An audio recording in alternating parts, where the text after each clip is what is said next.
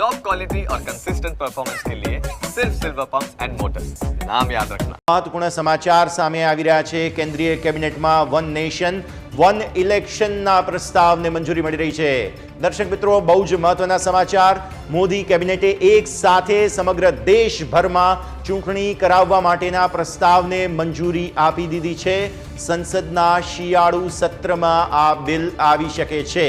સમગ્ર દેશ માટે બહુ જ મહત્વનો મુદ્દો અત્યારે ફિલહાલ જોવા મળી રહ્યો છે અને કોવિંદ કમિટીએ 6 મહિના પહેલા રિપોર્ટ સોંપી દીધો હતો, ત્યારે એક સાથે ચૂંટણી હવે લાવવાની વાત સમગ્ર દેશભરમાં બહુ જલ્દી ચર્ચાશે તેવું લાગી રહ્યું છે, કારણ કે કેન્દ્ર સરકારે હવે શિયાળુ સત્રમાં બિલ લાવવાની યોજના અત્યારે ફિલહાલ બનાવી છે। આઉટપુટ એડિટર જીગર આપણી સાથે। જીગર, ખૂબ જ મહત્વપૂર્ણ ક્ષણ અત્યારે આ સમગ્ર દેશભર માટે, કારણ કે દેશભરના બંધારણમાં સૌથી મહત્વપૂર્ણ પરિવર્તન જો આ બિલને મંજૂરી મળી જશે તો આવતું જોવા મળશે। જીગર, બિલકુલ, અત્યારે ખૂબ જ એક મહત્વપૂર્ણ સમાચાર વન નેશન વન ઇલેક્શનને લઈને, કારણ કે એક દેશ એક ચૂંટણીની ચર્ચાઓ છેલ્લા કેટલાય સમયથી ચાલતી હતી ને એ કેન્દ્રીય કેબિનેટની જે આજે બેઠક મળી યશ, એમાં મંજૂરી આપવામાં આવી છે। હવે એક સાથે ચૂંટણીથી ફાયદો શું થાય એ સમજવા જેવું છે, કારણ કે ચૂંટણી દરમિયાન થતા કરોડોનો ખર્ચમાં બચત થશે, સતત થતી ચૂંટણીમાંથી છુટકારો મળશે અને જે સતત આચાર સંહિતા જે લાગતી હતી ચૂંટણીના કારણે એમાંથી પણ ફાયદો થશે। આ ઉપરાંત સમજવા જેવી વસ્તુ એ છે કે 32 રાજકીય પક્ષો છે તેમનું અહીં સમર્થન મળી રહ્યું છે અને એટલા માટે પણ આ ખૂબ મહત્વપૂર્ણ એક પાસું ગણી શકાય। પૂર્વ રાષ્ટ્રપતિ રામનાથ કોવિંદની આગેવાની હેઠળની સમિતિએ વન નેશન વન ઇલેક્શનના મુદ્દે 62 પક્ષોનો સંપર્ક કર્યો હતો અને પ્રતિક્રિયા આપનાર 47 રાજકીય પક્ષોમાંથી 32 પક્ષોએ એક સાથે ચૂંટણી કરાવવાના વિચારને સમર્થન આપ્યું છે। એટલે લગભગ તમે જુઓ કે અડધા જેટલા જે 50% જે પક્ષો છે 50% સમર્થન આને અહીં મળી રહ્યું છે। બીજી વસ્તુ એ કે વન નેશન વન ઇલેક્શનના પર વિચારણા કરવા માટે રચાયેલી પૂર્વ રાષ્ટ્રપતિની આ કમિટી હેઠળ 18,626 પેજનો આ એક રિપોર્ટ સોંપવામાં આવ્યો હતો। આ પેનલની રચના 2 સપ્ટેમ્બર 2023ના રોજ કરવામાં આવી હતી અને રિપોર્ટ સ્ટેક હોલ્ડર્સ નિષ્ણાંતો સાથે ચર્ચા કર્યા બાદ 191 દિવસના સંશોધનનું પરિણામ છે।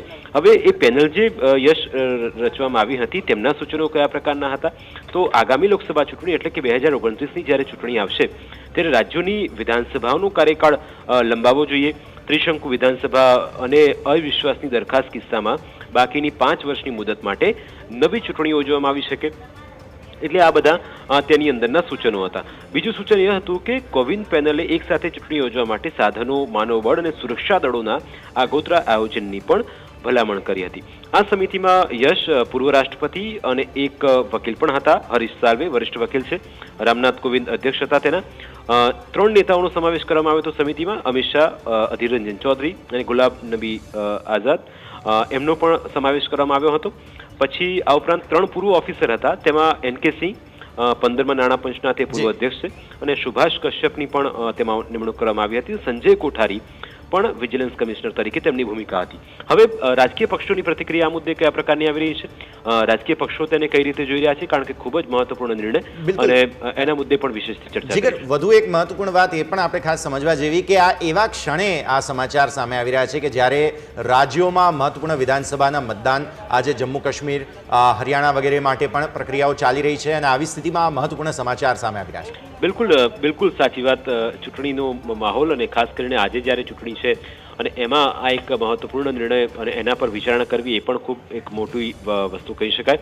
અને બીજું એ કે વન નેશન વન ઇલેક્શન મુદ્દે, કારણ કે જુઓ કેટલાક પક્ષો સાથી જે વિરોધ પક્ષી હતા તેમનું કહેવું હતું કે આ એક યોગ્ય વાત નથી, પણ હવે જ્યારે કેબિનેટની મંજૂરી મળી ગઈ હોય, હવે તમે જુઓ કે 2025ના નવેમ્બરમાં એટલે કે હવે નેક્સ્ટ જે યર્સ આવશે તેમાં બિહારમાં વર્તમાન કાર્યકાળ પૂરો થવાનો છે, બાદમાં માત્ર 3.5 વર્ષ ચાલશે। આસામ, કેરળ, તમિલનાડુ, પશ્ચિમ બંગાળ, પુડુચેરી એ વર્તમાન કાર્યકાળમાં 3 વર્ષ અને 7 મહિનાનો ઘટાડો થશે। તે પછીનો કાર્યકાળ પણ 3.5 વર્ષનો રહેશે, એટલે કે બીજા તબક્કો 11 રાજ્યો મતદાન ડિસેમ્બર 2026માં છે।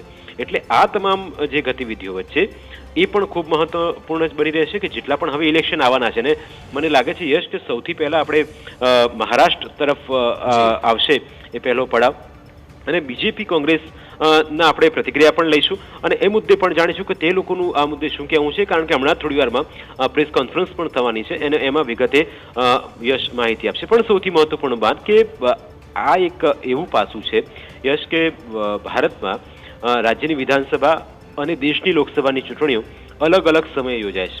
હવે વન ઇલેક્શન વન નેશનનો અર્થ યશ એ થાય કે સમગ્ર દેશમાં લોકસભા અને વિધાનસભાની ચૂંટણીઓ એક સાથે યોજવી જોઈએ. એટલે લોકસભા અને રાજ્યસભાની વિધાનસભાના સભ્યોને ચૂંટવા માટે મતદાર એક જ દિવસે એક જ સમયે અથવા તબક્કાવાર મતદાન કરશે.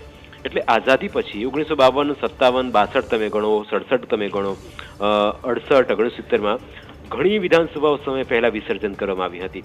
એ બાદ 1970માં જ્યારે યશ લોકસભા પણ ભંગ કરી દેવામાં આવી હતી, જેના કારણે આ એક દેશ એક ચૂંટણીની પરંપરા તૂટી ગઈ હતી. એટલે ફરી એક વખત વન નેશન વન ઇલેક્શન એક દેશ એક ચૂંટણીના જે અમલવારી પડશે તેના પણ એક સૌથી મોટું આ ડિસિઝન કહી શકાય. હવે સંસદમાં એને રજૂ કરવામાં આવશે. હવે સંસદમાં જે શિયાળુ સત્ર આવશે હમણાં એમાં તેને પ્રસ્તાવ મૂકવામાં આવશે અને ત્યારબાદ સંસદીય સમિતિ તેને કઈ રીતે મંજૂરીની મહોર મારે છે એ પણ જોવું રહેશે. અને જે ચૂંટણી અધિકારીની સુરક્ષા કર્મચારીની સંખ્યા પણ આ કિસ્સાઓમાં વધારવી પડશે, કારણ કે પડકારો પણ યશ અને કિસ્સાઓમાં રહ્યા છે. બંધારણ અને કાયદામાં પણ થોડા ઘણા ફેરફાર કરવા પડશે. બંધારણમાં જરૂરી સંશોધનો પણ કરવા પડશે, જેનાથી હેપનિંગ ખ્યાલ આવે કે કયા પ્રકારનું કઈ રીતનું શું. બીજું કે રાજ્યની વિધાનસભાઓમાંથી પણ આને પસાર કરવો પડશે. ઈવીએમ વીવીપેટ મર્યાદિત સંખ્યામાં છે તો તેની સંખ્યા પણ વધારવી પડશે.